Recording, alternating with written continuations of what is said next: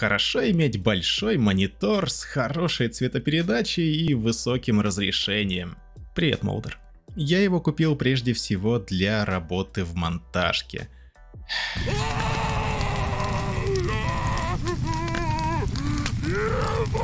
И чтобы наконец узнать, как выглядит цвет в моих любимых играх не на TN матрице.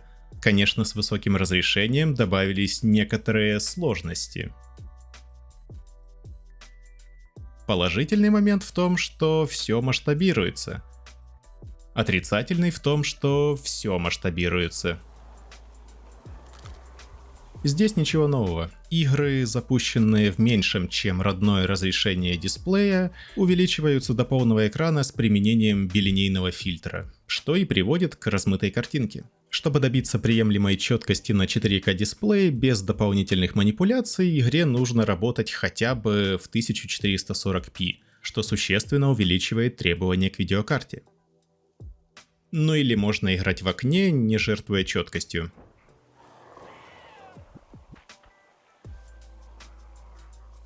Да, кайф. Но в последнее время стало возможно использовать другие способы сохранения четкого изображения в рамках приемлемого разрешения и количества кадров. Nvidia и AMD озаботились этим вопросом сравнительно недавно, и если с DLSS все ясно, это проприетарная технология, увеличивающая изображение умной реконструкцией с использованием тензорных ядер видеокарт серии RTX. Это отличная штука. Жаль, что работает только в тех играх, где поддержку DLSS вообще добавили. Основное же отличие FSR от AMD — технология не требует никаких тензорных ядер и работает практически на любых видеокартах. Но результат все равно лучше, чем увеличение с применением стандартного билинейного фильтра. FSR — открытая технология, так что любой может включить ее в свою игру или сделать программу для использования с любой игрой. Сегодня я буду тестировать как раз такую программу Lossless Scaling. Она увеличивает любые программы, умеющие работать в окне, то есть все, до полного экрана с применением алгоритма масштабирования на выбор. Для сегодняшнего теста мне интересны только FSR 1.0 от AMD и LS1 от самого автора программы. К сожалению, FSR 2.0 в подобных программах ждать не стоит, потому что для использования этой технологии ее нужно обязательно внедрять в игру. Сразу скажу, что в этом видео не будет баек о том, как FSR повышает FPS в играх на ровном месте. Важно понимать, что сама работа алгоритма ест ресурсы видеокарты, в особенности, если эта технология не была встроена в игру разработчикам изначально. Но разница в качестве получаемой в итоге картинки может стать решающим фактором. Или не может.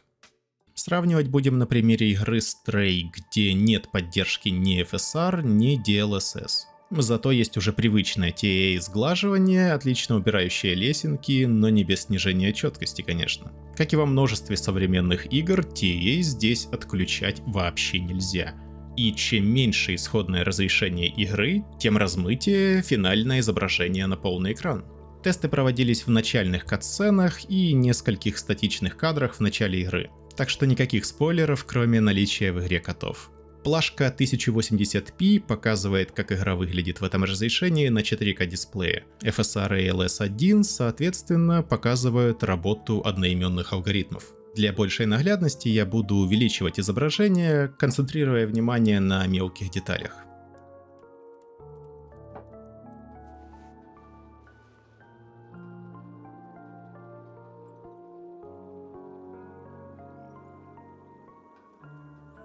FSR более аккуратно работает с гранями объектов, хоть и присутствуют темные контуры и некоторая сетчатость в тенях. LS1 же при любых настройках слайдера резкости более агрессивно выделяет края объектов. Также присутствуют не только темные, но еще и светлые контуры. Мое мнение, оба алгоритма показывают хорошие результаты. Артефакты, конечно, есть, но они не сильно бросаются в глаза, особенно если не знать, куда смотреть. И что важно, возможно, не для этой игры, а для других, они не снижают читаемость мелкого текста. Без сомнения, YouTube существенно пережмет картинку, поэтому я сделал для вас несколько сравнительных скриншотов, где можно посмотреть на разницу работы алгоритмов, и скачать их можно с Google диска, ссылка в описании.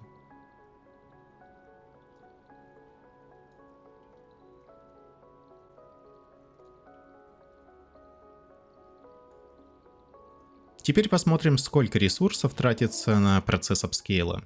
Судя по моим тестам, затраты производительности линейны и не зависят от количества деталей или движения в кадре. Как видно, с FSR количество кадров снижается на 10.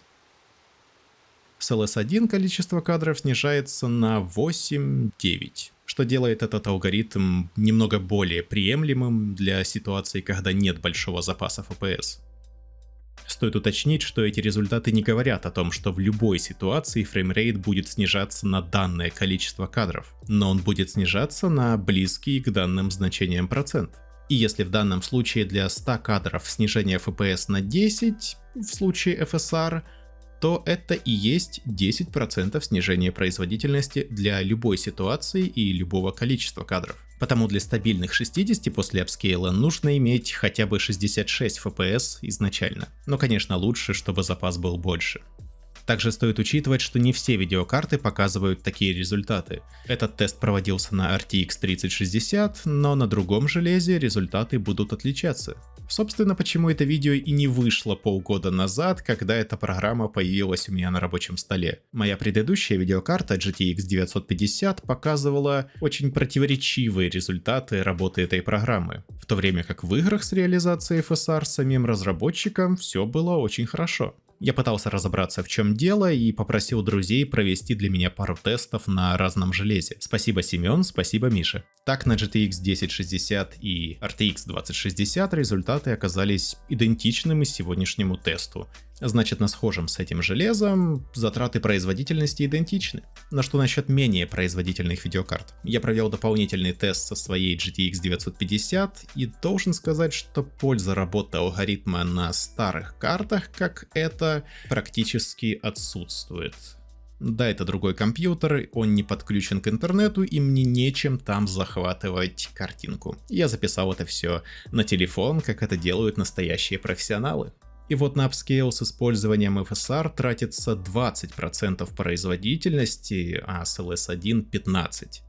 Так, например, для стабильных 60 кадров в игре с применением FSR этой программой нужно изначально иметь 72 FPS, и для алгоритма LS1 69. Проблема столь большого снижения производительности может быть как в наличии всего 2 ГБ видеопамяти у GTX 950, так и в общей скорости работы с Texture Fill Rate. Да, заливка текстур. Я провел небольшой ресерч, и оказалось, что множество старых видеокарт очень плохи в скорости заливки текстур. И как мне кажется, именно этот процесс используется с работой данной программы. И эти значения уже приближаются к разнице между 1080p и честным 2К, который выглядит на 4К дисплее значительно лучше, чем данные методы апскейла. Разница всего в несколько кадров, которые можно получить снижением настроек графики или разгоном GPU. Наконец, на множестве 4К мониторов есть опции по повышению резкости изображения. И пусть они не дают такого же уровня четкости, как работа алгоритмов, но в некоторой степени это все равно нивелирует пользу от апскейла этой программой, по крайней мере для таких старых видеокарт. Конечно, я бы мог пропустить этот тест, но чтобы видео было полезным для большего количества людей, мне кажется, это стоило указать. Само собой, результаты работы на вашем железе могут отличаться, и если вы решите попробовать эту программу, обязательно напишите мне о ваших успехах в комментариях. Спасибо за просмотр. Для большей наглядности я буду увеличивать изображение, увеличивая изображение. Неплохо, неплохо.